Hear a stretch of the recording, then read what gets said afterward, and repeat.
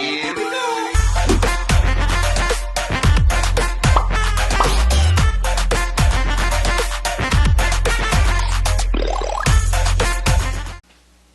Ooh, you can't say that swamp fight wasn't good, because that was the highlight of the show, even after the ugliness of that Seth Rollins eye for an eye match with Rey Mysterio. And just really quickly, I feel like the show was a little bit too short.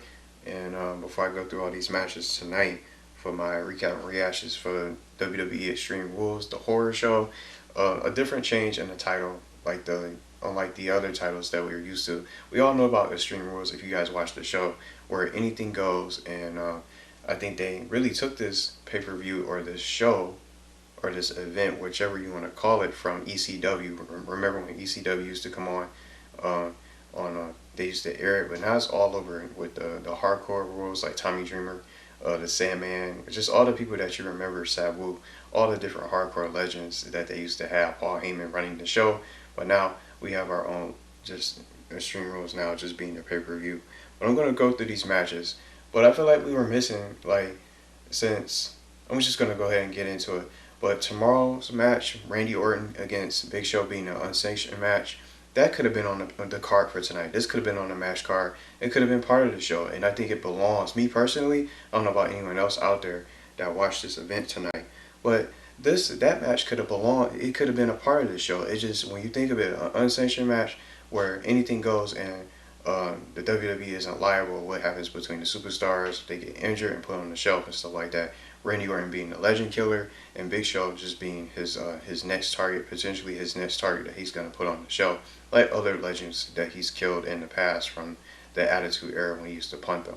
So I just thought I'd throw that out there just to start. That could have been one of the many matches that they could have put on this card, but the show ended a lot earlier than what I expected, especially being another match that got canceled. But I'll get into that as I talk about it. So I'm just going to go through these matches, and every match from the card tonight is going to be listed in the description of the video. So I really enjoyed that Swamp match and the main event, but we'll talk about that later, and last, being the main event and all.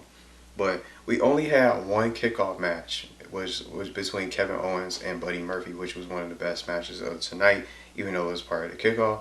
I don't even know why they even do these kickoff matches in the first place when they're only going to just fit one match on the part of the kickoff show. I guess just to kill time leading up to the main show. But this match was good enough to be a part of the main show. I think Kevin Owens shouldn't even be a part of the kickoff show. And good talents and just good talent, in-ring talent like Buddy Murphy, for example, shouldn't even be a part of the kickoff show either. But they deserve better. But I'm curious to see what happens tomorrow, especially after all the events tonight. But Kevin Owens ended up beating Buddy Murphy, one of Seth Rollins' lackeys. I'm curious to see. I'm wondering what happened to Austin Theory from NXT. He hasn't even really been around on the show. Did he get in trouble? I'm not sure where he's been lately, because for the past few weeks leading up to the Extreme Rules horror show from tonight, he hasn't even been on the show. So I don't know what's going on with him. So we'll have to see. Maybe he'll make an appearance tomorrow now that some things happen tonight. So let's get to the main show and get through all these the matches. The first match to start off for tonight for the main show was the tables match between the New Day, or the New Days, Kofi Kingston and Big E Langston, taking on Shinsuke Nakamura and the Swiss Cyborg, or the Swiss Cyberman, Superman. I said Cyberman, Superman Cesaro. So I was gonna pick. I thought New Day was gonna automatically retain, because they usually just been winning some of these matches every time they have the titles on the line. But I'm kind of glad that they gave the titles to Cesaro and Shinsuke Nakamura, because they've been losing so many times all over the course of every week after week. So this was a pretty good match. Kofi being put through 2 tables at the same, all into one, by Shinsuke Nakamura and Cesaro, which allowed them to become the new SmackDown Tag Team Champions. So I wonder how long they're gonna last for, how long their title reign is gonna be running for. Maybe it'll last for a few weeks. Maybe some other tag teams will get involved. We'll have to see. And something else, another tag team that I can think of that's been missing. Speaking of the superstars that's missing outside of Austin Theory, the Forgotten Sons from NXT that made the move over to SmackDown. Where are these guys at? Maybe they'll be the ones to challenge them next. to become the next tag team champions. Maybe at some future date, we'll see what they do.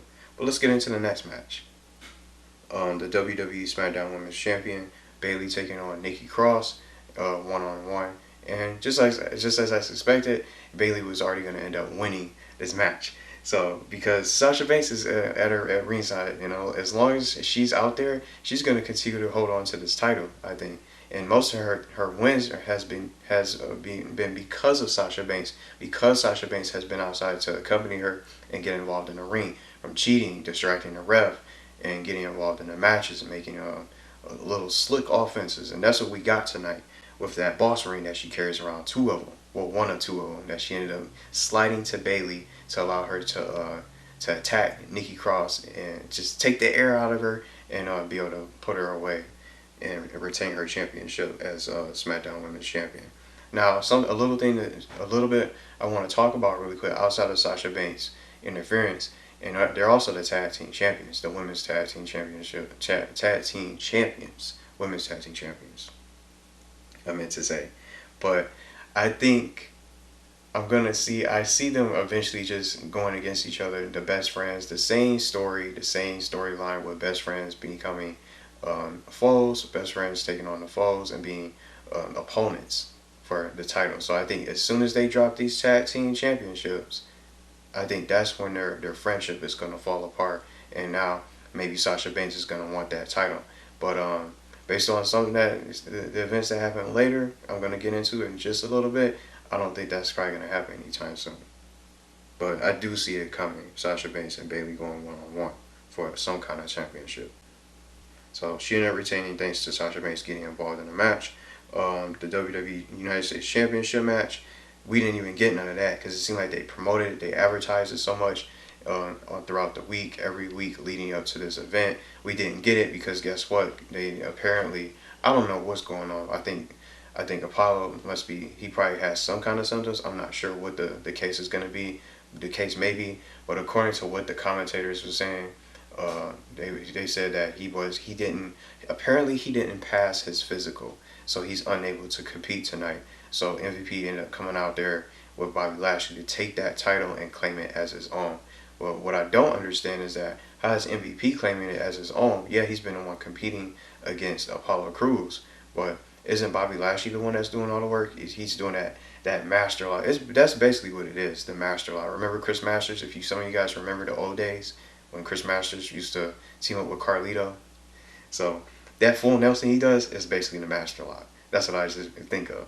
But I don't know. MVP is probably going to have some kind of fallout with Bobby Lashley. Bobby Lashley's going to want to be a champion because that's his championship. Isn't he supposed to be helping him get to the championship and get some gold around his waist?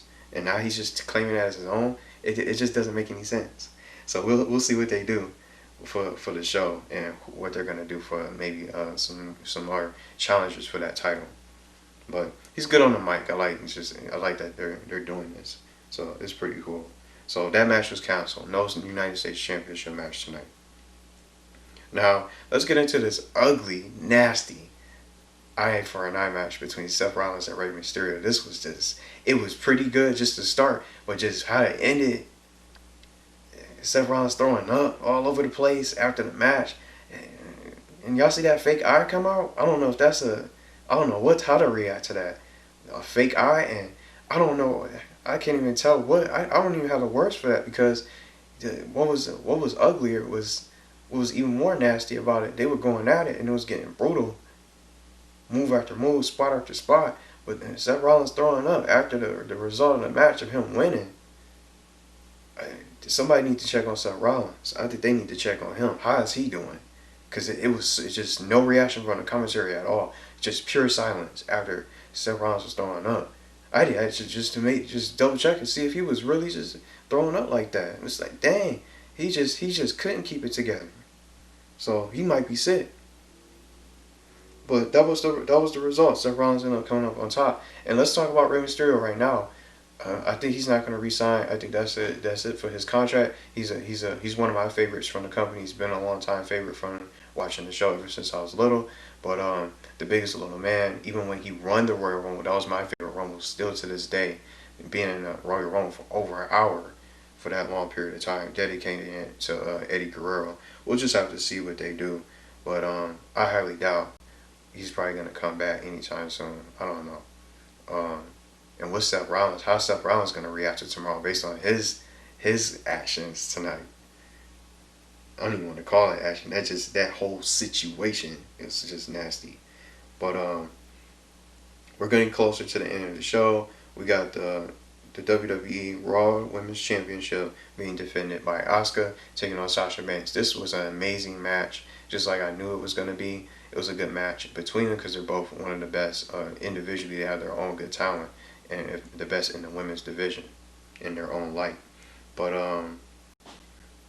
what I have here is that I knew things were going to get, Bayley accompanying her best friend Sasha Banks, just like Sasha was there for her during their match. She was out there as well. But Asuka had a little backup of her own little friend and her tag team partner of the Kabuki Warriors, Kairi Sane, accompanying her to the ring. So of course there was going to be interference in the match in between.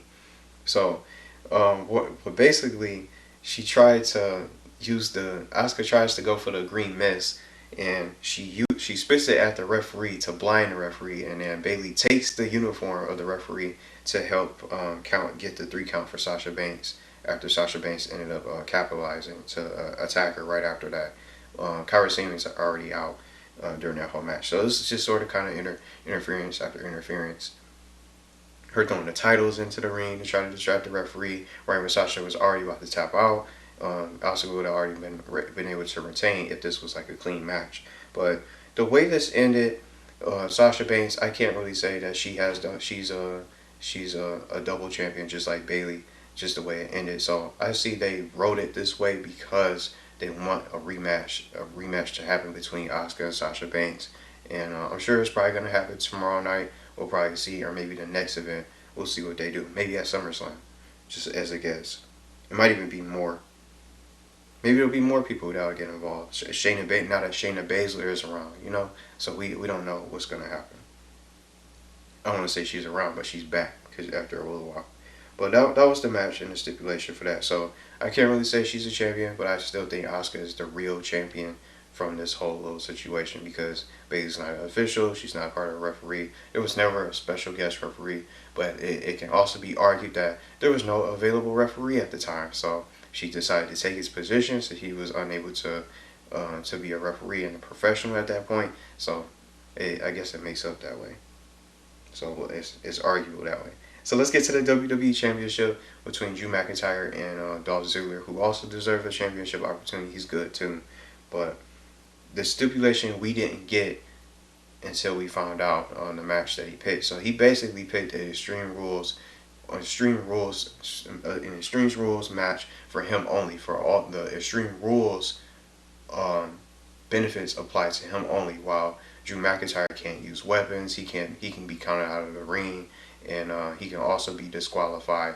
And if any of that stuff happened, Dolph Ziggler would end up being the WWE Championship, winning the WWE Championship if he broke any of those rules. So Dolph Ziggler basically had all the advantage in this match, where he can use those weapons and he can do whatever he wants, and he can stay outside the ring if he wanted to recover and run away without even having to be counted out. So all the rules would basically benefit him only for this Extreme Rules match, for only exclusively to Dolph Ziggler. But regardless of that, Drew McIntyre ended up finding a way to win, just like I knew he would. He still deserves to keep this title for a while, even though Dolph Ziggler is deserving of this championship as well. The next challenger, I just throw out a guess out there, is probably Randy Orton at some point. Now, I'm not saying now, maybe like tomorrow or anything like that, because he has to deal with the Big Show and put him away, which I'm sure he will. But just like, I don't know any other, I can't think of any other challenges for Drew McIntyre now at this point. Maybe Seth Rollins might want a shot at the gold. But he already beat him, so I'm not sure what else they could probably throw at him for more title contenders. But I'm not liking how they do that.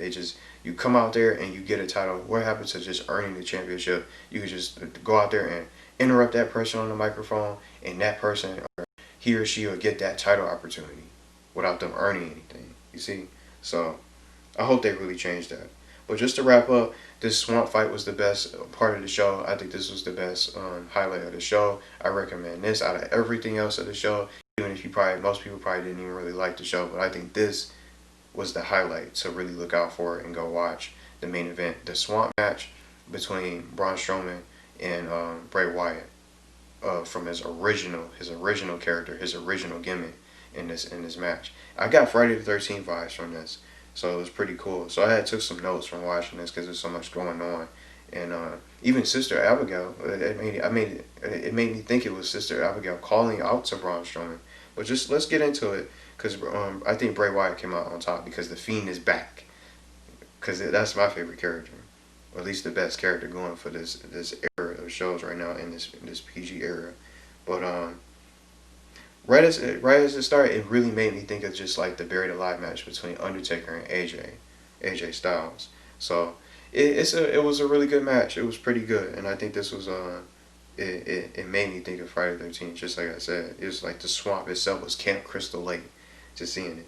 But I guess Bray's had some lackeys and just hiding out in the forest, in between the trees and stuff like that, to jump out at Bray Wyatt, having the lights go out, only to capture him and chain him up into his home, his old home where he used to be, his old roots as the black sheep that he used to be for Braun Strowman. But Braun Strowman eventually found a way to get out and escape. And what I like is that as he had him trapped and chained to the chair, we had that old theme song, Broken Out of Love, from Bray Wyatt's song, his old original theme song, playing while he was holding the lantern, just walking towards him, he captured him, saying "Welcome home," all that stuff. So it was great to see that. But this mysterious voice, it had those visions of Alexa Bliss when they used to be that mixed tag team duo, calling out to him, saying that's what he really wanted, is for them to be together and all. So I don't know how that's gonna play out. I'm really interested in this to see what happens on this next Friday for SmackDown. But that was just something that I noticed. I thought it was Sister Abigail at first. Abigail just calling out to him saying, "You don't have to do this. You don't have to go forward with this and all that," and trying to get him to come back home to where he belonged. So some of the things I took note of, he ended up chokeslamming him into the boat. I thought this was the end of the match. So when he finally managed to get some offense and momentum, he chokeslammed Bray Wyatt into the boat, and then the boat just ended up going away by itself. No one started up. It seemed like it started up on its own, which was pretty crazy. And then, right out as I thought it was it, the boat came back on its own. It was like a ghost. Like, he wasn't even nowhere to be found, only to come up behind him, sneak up behind him, and take him down, beat him down a few times with the shovel. He just kept hitting him with the shovel. But after a couple beatdowns and a couple strikes, he pushes Bray Wyatt. He managed to recover. He pushes Bray Wyatt into the swamp, but then only for Bray Wyatt to come out and drag him back under the swamp. And he came back out. He rises out of the swamp as the Fiend. So I think that was pretty cool. And with his evil laugh, it was a great ending. And I think that was a cool way for them to end it. But this was not for his title, and I don't like how they did that. They worded it as if he was defending his championship in the description, but his title was never on the line. So I think now that the Fiend's back, he's probably going to be able to get that championship back. But I'm curious to see what's going to happen next. With the whole stipulation and the feud between them. So now that he's left at the swamp, maybe his title will disappear. Maybe it become vacant, and then Bray Wyatt can claim it, or somebody else will probably come after it too. But we'll have to see what they do. But that was just basically the whole show. I just wanted to really share and recap it. And just as I said, I'll have all the matches in the description of the video. I know I went probably longer than usual, but just to talk about it, that was just the best highlight of the show. I think that was really the best part. I really liked that. Just it made me think he was Jason Voorhees for a little bit. Just seeing him, like, he dragged him under the swamp, and he came back and rised out as the Fiend himself. So he's like many faces now. The many faces of Bray Wyatt. So he can go back to the Firefly Funhouse and be his original goofy self. And now that the Fiend's back, now he's gonna be probably making this. He's back going on a tear again. So hopefully they get that back together, because him losing to Goldberg never should have happened. So let me know what you guys think about it in the comments. If you guys still watch the show, if you managed to check it out, But the Swamp match is the best match I can really recommend to you guys, along with the kickoff show to take over the show. But other than that, I don't know how Seth Rollins is feeling. Is he sick? Is he sick to death? I don't know what condition he could be in. And hopefully the best for Apollo Crews, because I don't know. I think they just threw that physical excuse out there. They just probably just didn't even want to tell us the truth of what the real situation is.